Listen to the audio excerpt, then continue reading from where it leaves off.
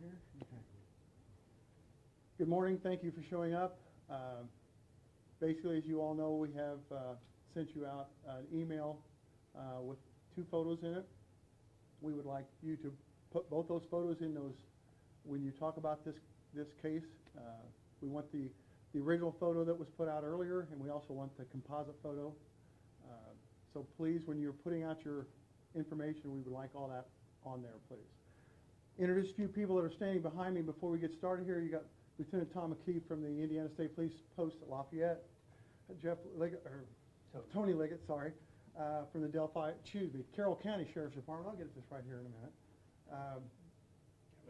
Kevin Hammond from the Carroll County Sheriff's Department, Jerry Holman from the Indiana Police Detectives out of the Lafayette State Police Post, and Tony Slocum, he's a Public Information Officer out of the Peru Post.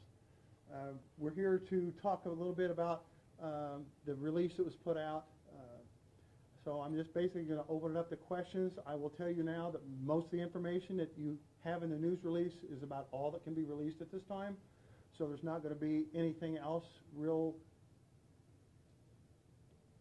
exciting, I guess would be the word, that's going to be put out there. But I'll be more than happy to take questions, and we'll go from there. How did artists develop this sketch? Was the sketch made with the help of eyewitnesses, or was it made solely from the other picture we've seen so often? Basically, I can't really answer that question completely. I can tell you it came from the investigation itself, from officers looking into things, to tips and leads that come in, that people that have come forward. We've got information from there, and the composite was put together with that information. Why release the sketch today? Did it just get finished? Have other people already seen this, including the family, and now it's just the right time to release it? This picture was released at this time because that's when we felt that it needed to come out. The information needs to be put forward, and we wanted to get it out there so people can look at it. And it has just taken a while to get this thing put together, and that's why it's taken so long to get the picture out. In the realm of evidence and leads that you have, how big is this photograph? How much are you counting on this artist sketch or the photograph of the sketch? I mean, it's like anything else in a case. Anytime we get something new or some information out there, we always feel it's important to the case. We feel this is very important because it actually gives a better view of the person in the picture that you see down below. It shows a little more facial features, gives you a little more information on what we're looking at, who the suspect might be, and that's why we feel it is very important that this picture's out there at this time. What's so striking about this? What is the thing that investigators look at and say, wow, that's the thing that's going to make this guy stand out from all the other men walking around? It's basically just a clear picture of his face compared to what you saw down below. We've got the information out there, the picture's out there. Now we got this composite that we feel that is the same. We feel it is the same person, and we just want to make sure that people realize that picture is this person. We're hoping, and that they can get that picture and take that picture and get us some information on a possible suspect. How confident are you that is accurate? We're pretty confident. The information that was received, with that information, we've been able to put that together. Again, this thing wasn't drawn up overnight. We've been working with this picture and with the suspects that the witnesses that we have that would put this together. So it's not something that we did overnight. This has taken a while to put together. Those witnesses, did they see them in the area, or did they call the tip line with that information? I really can't go into that because we don't want to compromise the case itself. But when you say witnesses, so multiple people were able to help you out with this? Yeah? There was people that were able to help us out with this, yes. Okay. A lot of people will say you guys are releasing this now because you've run out of leads. That's not true in this case, right? No, we're still getting anywhere from 5 to 10 tips a day. We're still getting emails, so it's not something that is just, this case is not dried up. It's not a cold case. This case is still very active. If you didn't have those tips, we may never have seen this picture in the first place, right? The possibility, yes. What's the attitude of the troops working on this? I mean, the fact that there's a composite that's infinitely clearer than the picture we've been looking at. I mean, what's the move? What is the feeling among investigators who've been grinding away at this for 5 months now? Well, anytime you get new information, officers are always excited about that information. It kind of builds up their confidence on the case itself. With this information here, we're really, it really excites them, lets them know that, people are still caring about this case, that people are still interested, and when we can get somebody to come forward with more information, if we can get a name or at least a location of this subject, that would be great. But officers have never really gotten down on this case. I think they've frustrated maybe, but as far as solving this thing, it's something that's never, we've always felt like we're going to solve this case. Who made the sketch? ISP, did you guys bring somebody specific in here to talk to those witnesses to come up with the exact look of this person? Or how does it It's work? basically just been a combination of all the departments have come together and we've put this composite together. Now, in the release, you talk about not to focus on the hat. It might not be accurate. Can you talk a little bit about that so people at home know why? Well, if you see the original picture down below, it appears that he's got a hat on that's got the flaps down over the, kind of down over the face. We want to make sure that you focus on the picture. We want to make sure the face is what you're looking at and not to worry about the hat. Even though that hat is not quite the same as the one in the picture, we want the facial features is what we want you to look at.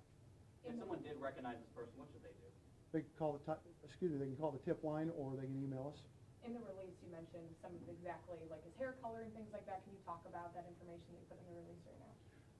Basically, the hair color is a reddish brown. She was, or the person was not clear on the color of the eyes, but the person said it was definitely not blue.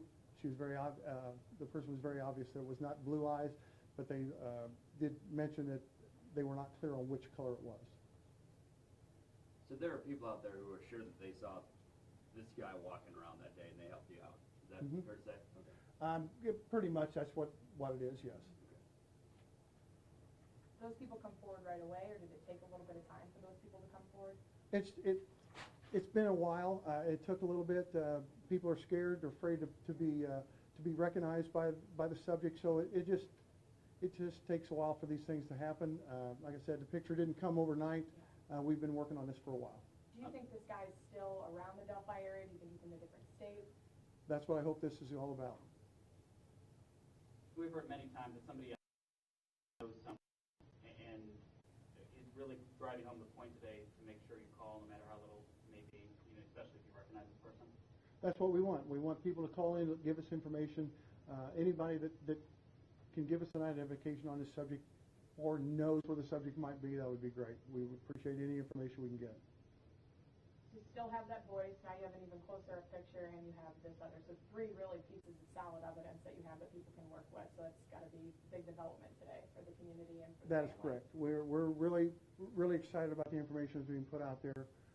The detectives and all the investigators who are involved are just basically waiting for the phone to ring.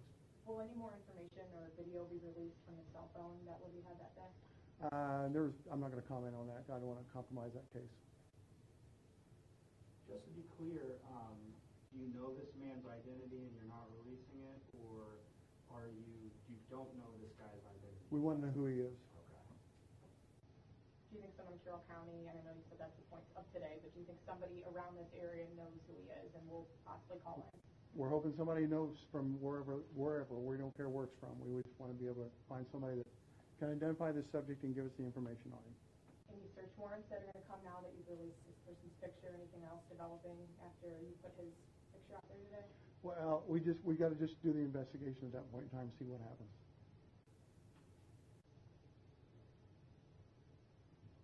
Anything else? Thank you. Thank you. All right.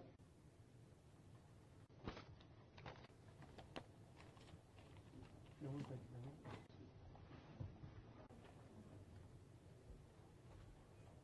You can still, if you want to do your live shot in here, you can. Obviously, up here.